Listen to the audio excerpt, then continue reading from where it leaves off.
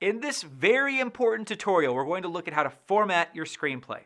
Now, formatting screenplays is not just some pointless formality like MLA formatting for English papers.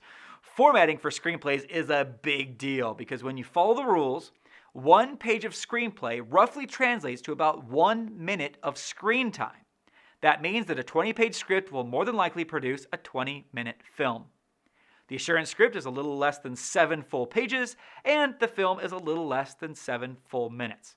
This is incredibly helpful to know when preparing to create a film.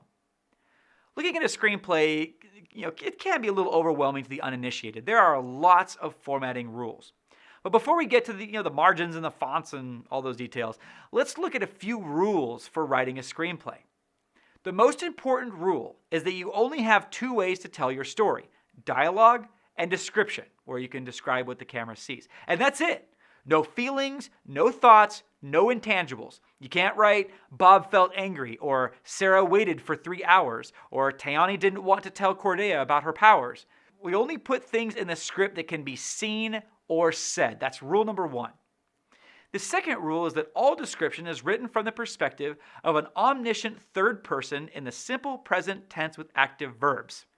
Sounds crazy, but let me give you an example. You don't want to write, I saw Melissa walk down the street, or Melissa walked down the street, or even Melissa is walking down the street. Instead, you would write, Melissa walks down the street. It's more succinct and more engaging. Third rule, scenes are identified by scene headings. Also called a slug line, the scene heading contains 3 components: a location, whether that location is indoors or outdoors, indicated by INT for exteriors or EXT for exteriors, and a time of day. The slug line is written in all caps with the interior-exterior info first, abbreviated with the first 3 letters and a period. There is a space and the name of the location still in all caps. Now, this name can be whatever you want it to be, but it does need to be consistent throughout the script if it's the same location. After the location, then space, hyphen space, and the time of day. If scenes are really close together in time, sometimes the time of day is continuous, or you could even write later, and that's totally fine. When creating scene headings, this is done every time there's a new camera setup, not necessarily a scene in the dramatic sense. So if a character is shaving in the bathroom and yelling back and forth with someone in the kitchen, it will be a new scene heading every time we see each character say something, even though this is technically the same scenes in the dramatic sense, at least. But for screenplays, each change of venue gets its own slug line, regardless of what's happening in the scene. One of the reasons it's done this way is because it will help us tremendously when we break down the script for shooting, which we'll look at how to do in the next training course on pre-production. My 4th rule here: when we introduce a character for the first time, and only for the first time, we capitalize their name and put their age in parentheses, just that once. We can also write a physical description of them if and only if it is essential to the story. So if you imagine a character, having blonde hair just because that's how you see it, don't write it in. You are the writer, not the director, so you don't have control over casting decisions. Giving characters a little introduction in this script is basically to just kind of announce the arrival on the scene of a new person, and for the reader to have some sense of who this person is. To help the people that read the assurance script to know the characters and feel more at home in this world, I also put in a little pronunciation guide so that readers knew how to pronounce their names. Now again, all of this is only done the first time the characters are introduced. My 5th rule for writing a screenplay is that you're also allowed to put in transitions and directions, with the caveat that you be very careful with these. The film world is a house of order, and people get really bent out of shape when you overstep your bounds in every stage of the game.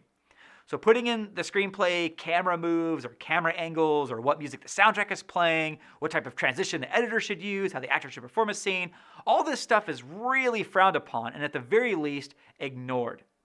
Now, there are a few notable exceptions here. At the beginning and ending of the script, it's kind of common practice to start and end with the transitions fade in and fade out respectively, even if the film actually cuts in or cuts out, as was the case with the assurance. Transitions are also always right-aligned and are all capitalized. And as far as directions go, you can add in directions in regards to the voice of the character. For example, if someone is in the scene, but they're talking off-screen and we can't see them, we can use the letters OS next to the character's name in the script.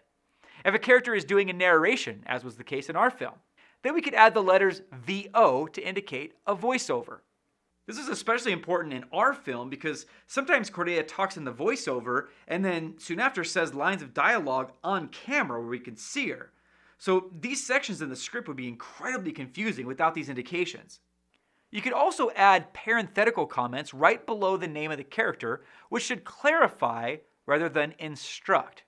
In other words, these parentheticals shouldn't be used to tell the actors how to say the lines, like angry or confused or whatever. The actors and the directors get to make those choices, not the writers. However, if the intent of what is written is difficult to tell without some extra instruction, well then yeah, you can have a parenthetical comment to clarify what you meant. This is most often the case if something is sarcastic or if someone is talking specifically to one character when there's a group of people present. Now, for the mechanical format stuff, here we go.